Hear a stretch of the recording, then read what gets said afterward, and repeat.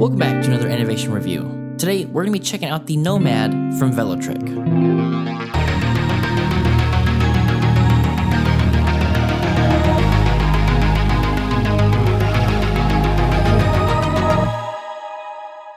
First, let's talk about the looks.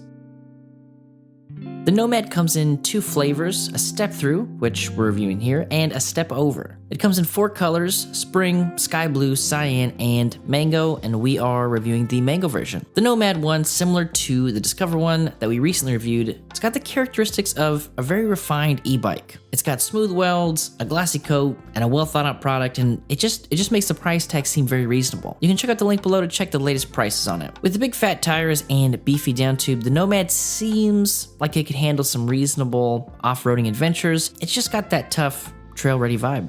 Next, let's talk about the motor. The motor we have here is a Velotric Branded 750 watt rear hub motor.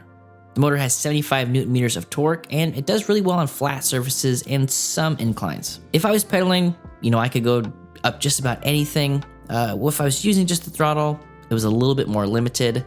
This isn't necessarily a con, but know that if you want to go up a steep embankment, you may have to give it a little bit of assistance. My overall impression here is the motor is enough to get this bike pretty much everywhere it was designed to go, so I don't really have any complaints about it. Next, let's talk about the battery. The battery we have here is a 48 volt, 14.4 amp hour, 692 watt hour battery. The battery is lockable and removable, and it utilizes Samsung cells. Similar to the Discover one, the battery has a button to check the charge of the status, which is always cool to see. And once you get this battery fully charged, which should take around 5 to 6 hours, you should be able to get a solid 40 miles out of it, if not more. The amp hours here is a bit on the smaller side though, so that would be an easy upgrade to see in future models of the bike. Next, let's talk about the brakes. The Nomad is sporting these unbranded hydraulic brakes. We've got 180mm rotors both on the front and the rear, and the stopping power here is actually pretty impressive. I mean, I was sliding all over the place, which was, an absolute blast. Having this control, it means that you can really stop in a hurry, and you have the control to bring yourself to a controlled stop really quickly. I've got no issue with this setup, and I think it was a perfect fit on this bike. Next, let's talk about the gears.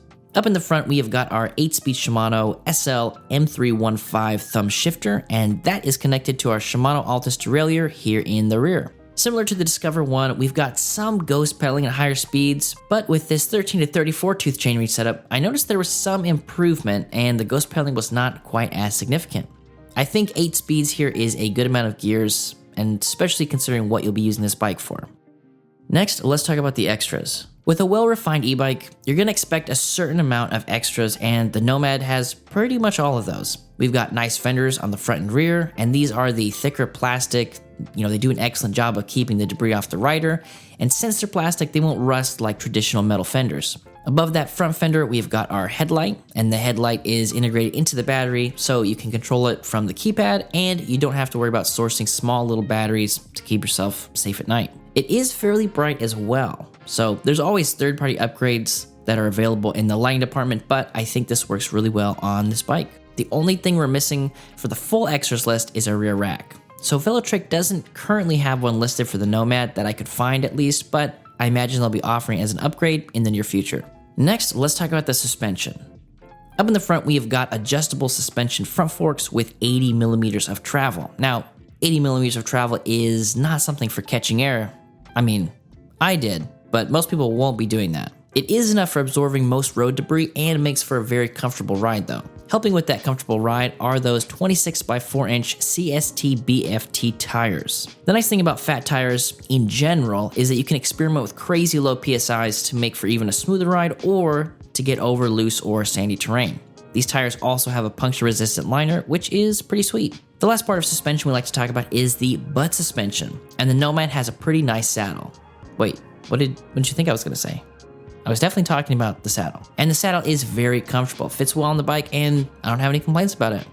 Finally, let's talk about who this bike might be for. This is a bike for someone who wants to be very comfortable while riding around the sidewalks, bike paths, light trails, and then wants the option to tackle tougher trails if required. Without a current rack option, I don't see this being a very effective commuter, but it's not out of the realm of possibilities. The bike is a lot of fun to ride, easy to get on and off, so those are some of the things that you're looking for in an e-bike. The Nomad might fit that ticket and fit it really well. So we've talked about the specs, we've talked about some of the use cases, and now it's time to head out for the ride test.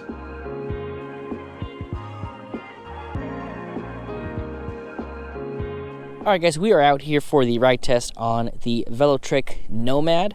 We've got the cool mango color here. I've already got the bike on, got in pedal level 5. Let's go ahead and use the throttle. See how fast we can get going on this thing. And we'll go this way. I'm gonna be running up behind people, you know. Now this one does have the larger 750 watt motor, but it still is a class 2 e-bike in the stock configuration. So we're only gonna get up to that 21 mile per hour zone here.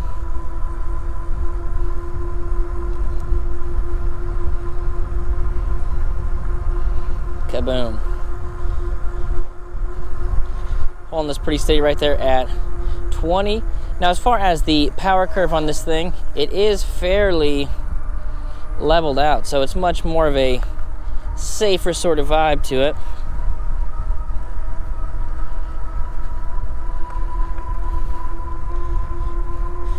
Now similar to the Discover that we just reviewed, you do get a little bit of ghost pedaling right at 20, but for some reason this one feels to act a little bit better. So this doesn't feel terrible right here at 19, but still a little bit less work than I'm able to put in.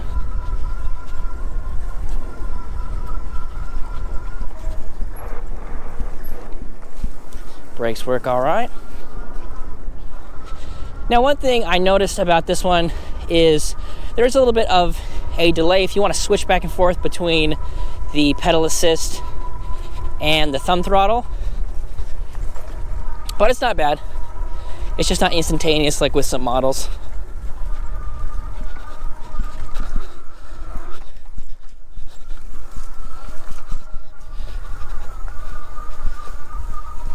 I've been on this particular path plenty of times, and honestly I have not had that feel that smooth on most other bikes. Those big fat tires and the suspension really put in some good work there. Go ahead and do a little braking again. Woo! So much control with the brakes here. All right, so we know the top speed on it. We've talked a little bit about the ride feel and sort of how the general ride is on this thing. And honestly, there really isn't too much to complain about. Brakes work just as good as the brakes on the Discover. Get some. Woo! I might have to pop off actually, get a little shot of that, because that'd be pretty fun.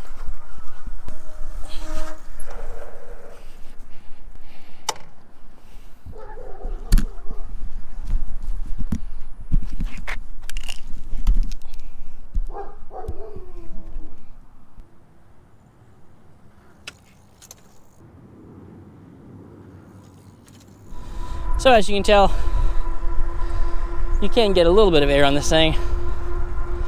That's not what it's designed to do, but hey, if you need to do a little jumping, you can do that as well. So the ride impression on this thing for me is really nice, really smooth. Really don't have that many complaints about it. This is one of those bikes where I could see a lot of people just cruising around on it for quite some time.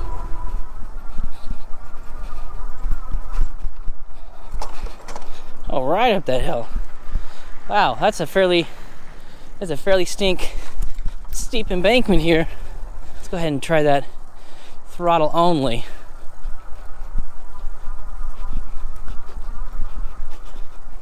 All right, did need a little bit of help from me. Easy peasy.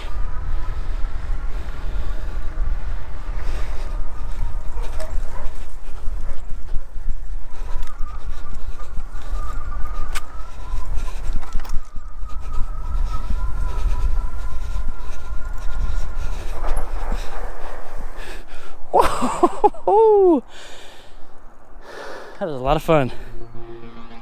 And that is going to do it for our review of the Nomad from Velotric. If you want to know more about them, you can check out the links in the description. And if you have any questions for me, please let me know down in the comments. I love talking to you guys, and we'll catch you on the next one.